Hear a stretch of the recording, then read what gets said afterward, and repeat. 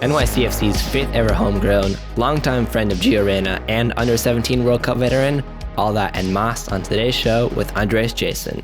Let's get it. Our guest today, Andres Jasson. Welcome to the Lodcast. Great to be here. Thanks for having me. Straight into it. You sacrificed so much time to be now to New York City, but now it's all paid off. It's got to be an incredible feeling knowing that you're now an official part of the club. Yeah, I mean, I think when you first join the academy, it's always kind of a thought you have, a dream almost that, you see the first team, go to a lot of their games and kind of hope one day you can be there. So to finally be here is super exciting, but, it's just the start. So where and when were you when you received the news? I think for me, it was a bit of like a gradual conversation that I had, figuring out like what path was, the best path for me. And from the conversation could feel that it was going in that direction and just making sure that, everyone in the process felt comfortable with it.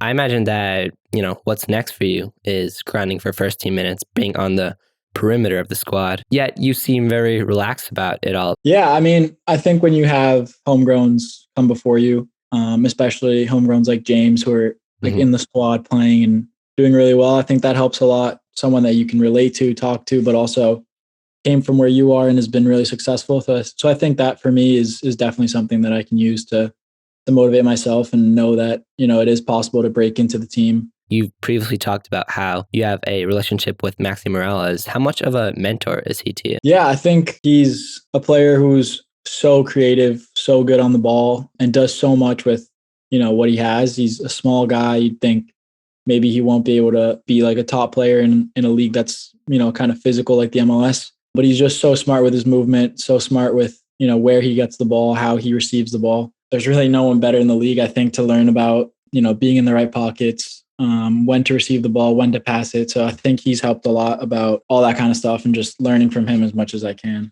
I want to highlight that post from June 2017 where you've got pictures of you training with the first team.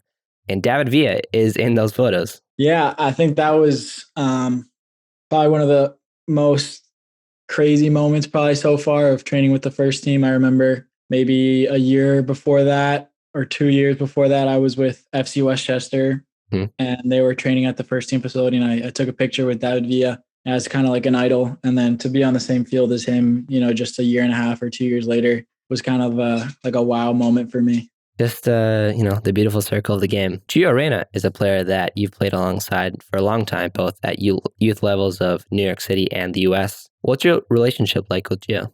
Yeah, I think we've stayed really close. Used to be together with the NYCFC and also with the youth national team. We roomed at a lot of camps. So I think keeping those friends that you kind of had when you were younger and went through that process together is really important, especially when you're at the pro level and it might seem like things get a little overwhelming. To be able to reach out to some of your closest friends who have been through it and are going through it also is definitely something that I think is really important. Seeing Gio grow up, did you always know that he was going to be a special player? Yeah, I mean, I think with Gio, you could always tell he was special. I think U13, U14, he was good. And then over that summer, he grew a few inches and came back and he was just unplayable. I mean, another level. He was physically just so strong, so long, and technically on the ball. He was to the way he saw the game. Yeah, I think from a young age we could all tell he was definitely special. Were there things that you were able to learn from him and pick up in his game? Yeah, I think for sure. The way he dribbles, the way he uses his body to get fouls, to just be strong. I think I've definitely been able to learn from him and also just watching him in training and then seeing him just a year later starting and playing really important games for Dortmund is another thing that you look at and say, hey, maybe we can make it too. Some of us who played with him, we think, he was good, but we were at a similar level. So we think that's definitely a motivating factor for us to keep working and try and push for that dream. You're the fifth ever NYCFC homegrown signing. What's it like to be amongst your friends and teammates now breaking into first teams, whether US or Europe? Yeah, I think it's a little weird, because when you see others sign, you kind of envision like what their life must be like. Oh, it must be so different. And then when you sign yourself, obviously there's, media and stuff like that, but, not much changes. You still go into training and try and outwork everyone because, you're the youngest guy. So you better track back, you better do these things. You've been with the New York City Academy for a good amount of years. How has the Academy prepared you to where you are today? I think a lot. I think fundamentally the Academy has the same philosophy as the first team. I think that's something that NYCFC and City Football Group take pretty seriously, and having the Academy play the same way as the first team, the opportunities that the Academy gives you to train with the first team, to play up, if they see that it's maybe a little too easy for you, they'll move you up right away. Have you seen improvements along the way? We were always the oldest team. We always aged up and played up 2 years usually. So it was definitely difficult. I think the experience that we had is probably different than the experience the Academy kids have now, because, we were the oldest team, but we were still a couple years younger. So there wasn't, like an older team to aspire to play up on. It was really just the first team. So I think now kind of that development is bringing players up, and not only playing in a higher age group, but also with older players, especially, this year with preseason, we had 6 Academy guys who I think most of them were 05, 06, maybe. So, young kids who they thought deserved the call up, and they came and did really well. Is the next generation of New York City Academy players, are we looking good? Yeah. I think there's definitely a lot of potential, especially because they're so young. They'll have years and years of, preseason and training with the first team. So I think there's definitely a few players who look good and could definitely develop into some really good players. Name drop a few. Oof, name drop. Yeah, I could name drop a few. We had the 6 Academy players that trained with us. They were all really good. I think for me, the maybe 3 or 4 that stuck out was Cooper Flax, Dren De Bruyne, Mark Cajamarca. He's really young, but he did well. And I think also maybe Mateo Ponce Ocampo. Those were the ones that really stood out to me, I think. Keep an eye out for those guys, and maybe in a couple of years or next year, we'll see them on the Ladcast. So you joined the U.S. Youth National setup in 2016, but your national team career highlight has to be that experience at the 2019 World Cup, or the U17 World Cup. Tell us about that crazy time in Brazil. It was pretty crazy. We spent, months and months at camps leading up to that. So we really bonded as a team, came really close as a group, and was able to go to Brazil, the home of soccer. And we were in Rio for a few weeks before, got to scrimmage Brazil at their, first team facility, which was crazy. And then got to play in a Youth World Cup, which was a moment that I'll never forget. I imagine that these are some of the most intense games of your career. Yeah, definitely. Especially in the heat in Brazil. It was interesting though, because, being the US and seen as kind of like a powerhouse in sports, most of the fans, whoever we played against, cheered against us. So that was something that we hadn't really experienced as players. But it was a great experience, and definitely learned a lot. From either this World Cup camps or even at New York, do you have any stories to tell of your career so far?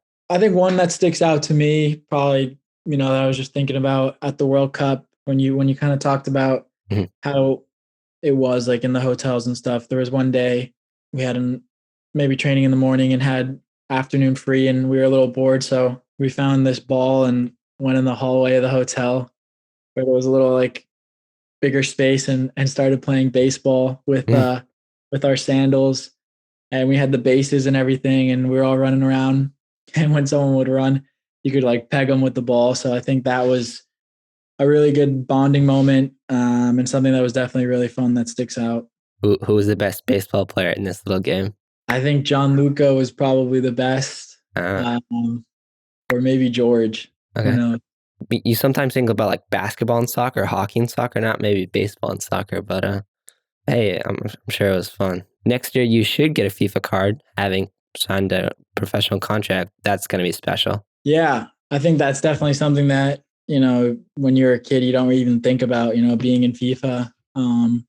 But I think that'll be something super special to be in the game, be able to play with yourself in career mode and score a goal and have it say your name. So yeah, definitely something that I'm looking forward to. Do you have any stats or ratings that you hope to get? Yeah, I don't think my ratings will be too good, but hopefully each year we can see some progressions and a little bit more, maybe a little more pace each year, a little better passing. So just hope to see the stats increase each year. Are you a big Ultimate Team guy? I wasn't usually. This year, because of the pandemic, had a lot of time. So I did start playing Ultimate Team this year, yeah.